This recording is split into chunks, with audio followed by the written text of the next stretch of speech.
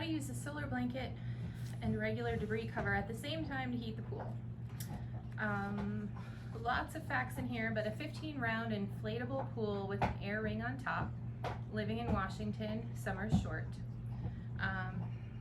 Concerns are increasing the temperature, retaining heat, keeping debris out, pine needles, and protect the air ring around the top from being poked by birds, pine needles, and squirrels. Can't find one cover that does it all. Confused about how to use both the debris cover and solar blanket at the same time.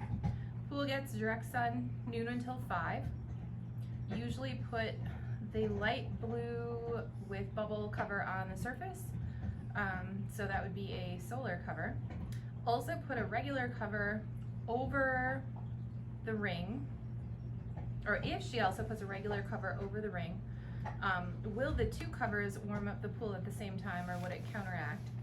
And would a debris cover, like a tarp, warm the pool up without the use of a solar blanket? And is there a color that she should use? Okay, so there's kind of a lot of different things going on here. A bubble cover, a solar cover, is ideal to use laying on the pool, and you're transferring the heat directly from the cover into the water. If you add the secondary cover over it to protect the ring and keep debris out, while the pool is still going to warm, it's going to be less efficient, because now you've created an air gap between the cover that may be touching in spots, but you've left an air gap that the only place that that solar cover is going to collect warmth is from where the top cover is on top of it. Again, darker cover is better than lighter cover. Always, the darker the cover, the more light is being absorbed. Kind of a suggestion might be, if you want to go through the work, if it's worth it, is during the heat of the day and you're not using the pool, put the solar blanket on.